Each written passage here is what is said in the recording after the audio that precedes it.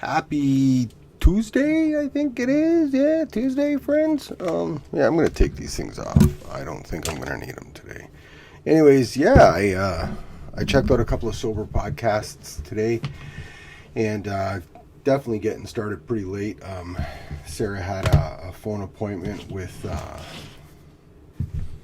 the people that are here to help us. Again, you hit somebody in a parking lot, and then you walk up to assess the damage, and you look at somebody and you see that person in the vehicle. Probably a better idea to just walk up and say, "Hey man, are you okay? Sorry I just hit you. That really wasn't very cool," as opposed to just walking away. And then when said person who you've hit comes to talk to you about that, to respond, "Private property, nothing you can do." Yeah, it's not a good way to go about things at all. It really isn't. So yeah, that's kind of where our day's been. And I also looked at some sober podcasts today, and it was really cool. Congratulations to those people. I just followed you, not that you know who the heck I am or anything like that, but either way, congratulations, man. In one instance, this young man he's got clean on his own from heroin, and wow, and now he's much like me, clean and sober, living free of any sort of substances, say it that way. And then this young woman who had, in the video I watched at least today, wherever that video is from or when it's from, I'd be lying to speculate, but at that moment, celebrating, I believe, 2 years. So congratulations to this young man with 4, and doing it the hard knuckle way, as well as this young woman with 2 years. Congratulations, and thank you for sharing your openness and your honesty and your truth, and sharing the power that we can find about in the program of Alcoholics Anonymous, in the meetings and with people. I'm certainly grateful. I really am, because here I am, all these years later, literally just starting to feel my way out into this part of the ether, and I'm nervous, and I don't want to screw this up. So it's wonderful to know that there's already a firmly established group of people who are doing it, and doing it well, and sharing it right here with this wonderful tool at our disposal. So really interesting take on kind of how they've approached things. The videos that I watched today were 5 steps to the earliest days of sobriety, and some hints to get yourself sober when you're first starting out, and things that you can expect in the earliest days of sobriety, and some hints on how to kind of deal with those moments. And I was fascinated, I really was, by the different takes from different people. That noted, I think what I took out of today was people. Yeah, people. It's again, incredibly interesting for me to recognize how individual this journey is. It's very specific to the person experiencing it. And from that, if we're really in tune and we're really open, we can gain so much information, because each person has such a unique take on what their journey is about, where they've come from, what those experiences have been like, and what brought them to this moment. And that's really where we can gain so much information. And I mean that in the most positive light. If we're open and we're willing, and our heart is prepared to experience this new journey, we can gain so much from just another person's experience.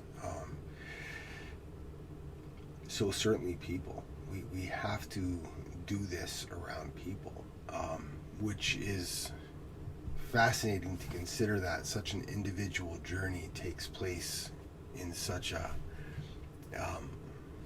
a group setting. It's fascinating and it's wonderful and it's uplifting to know that we're not alone and we don't have to do this alone. And the most successful approach is to welcome those new people into our lives to kind of guide us. Another thing that I took out of some of the stuff that I saw today was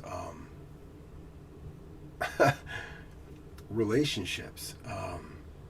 First off, I mean, it can't be understated. Relationships in the program are never a good idea. I don't care how successful it's been for you. I don't care how great the experience was for you.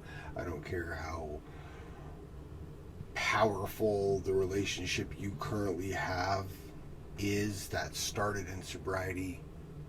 These anomalies and oddities and unique experiences are very specific to the individual.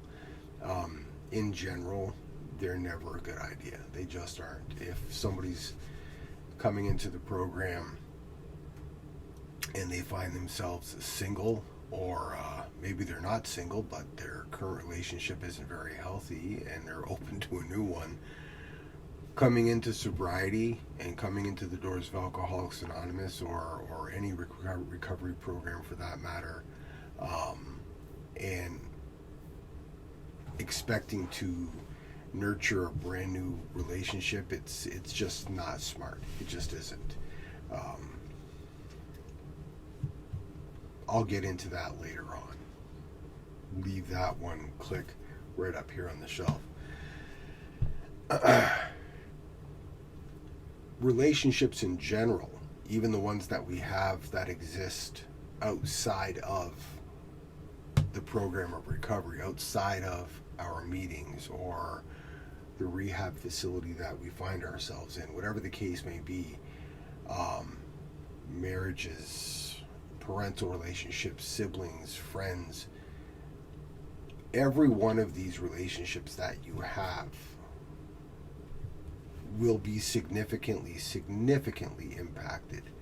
In my own case, I was newly married, probably only about 3 years married, 2 children, and my wife Sara was diligently working to bring into our family, our new young family, my daughter and my daughter's mother, Billy Joe. To that end, these 2 women are some of the most powerful women I've ever had the pleasure of knowing in my life, because they hold the glue that is our family together today. That noted, I mean, those relationships were set to be impacted in ways I couldn't have imagined. Relationships with siblings that have, to this day, never been much more than cordial. Relationships with family members that initially were significantly impacted and improved, that eventually became strained and non-existent. I mean, these relationships will be impacted, and we have to be prepared for that. There are certainly going to be friends that we have when we come in that will no longer be in our life in the days, weeks, and months that our sobriety begins in. In those initial minutes, those relationships, whether we like to think about it or not, will end. These are people that, for whatever reason, no fault of their own, have been a part of some of the darkest moments in our life, and will have no place in our life going forward, as much as we want to convince ourselves otherwise. There were friendships that I had in the earliest days of my sobriety that I was convinced would last a lifetime that didn't make it through the first 3 months of my sobriety. These people just had no place in my life anymore. They just didn't. And through no fault of my own or no fault of their own, those relationships just ceased to exist. So certainly people is something that needs to be discussed. And I don't know that it is discussed openly around the closed tables of a meeting. These are typically things that we kind of have to find out, for our own, on our own. Maybe they should be.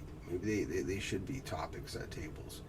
Relationships, it's such a difficult place to go, and should maybe be reserved for something, or conversations that are, more intimate. I don't know, but I wanted to yell at the computer screen to this young person that, dude, this is a topic that you have barely begun to scratch the surface on. Yeah, man, there are things that the newcomer isn't necessarily prepared for coming in, that you have to kind of give yourself a heads up and say, hey, man, if I'm an existing member, I should come alongside this person and kind of have these conversations and say, hey, man, this is something you're going to have to think about going forward if you want to keep the sobriety thing going. Before they find out the hard way, right? Before this newcomer finds out the hard way that this relationship or this friendship he thought is going to last a lifetime, or she thought was going to last forever, is probably doomed for failure. Yeah, man.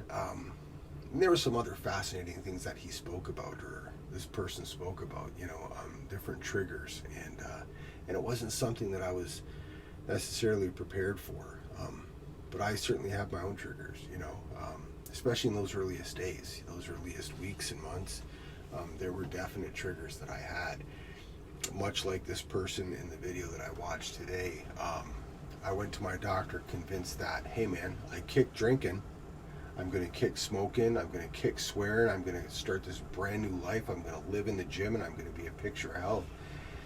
And I had a doctor who was loving enough to laugh in my face and kind of say, dude, whoa, back. Give yourself a break, man. And I'll say it again, he told me, when it becomes as important for you not to smoke as it currently is for you to not drink, you'll never look back. And he was right.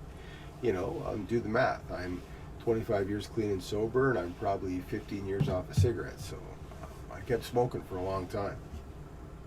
Anyways, I just wanted to say thank you to these people, whoever you are, wherever you are. You got a brand new subscriber today, and I'm grateful for what you're putting out, man. It's fantastic content, and it's definitely inspirational. Again, guys, hit me up with some comments, hit me up with some information, give me some critiques. I would love to hear from you, man. I would love to know how to get better at this, and I told you yesterday I was doing laundry, right? I'm gonna hit the stop button here, man. Got this one in the books. Probably a lot of babbling. I'll read it back, and if it's cohesive enough, you're gonna get to listen to it, man. It works if we work it, friends, one day at a time. I am cheering you on, man. Get after this week, guys. Take care.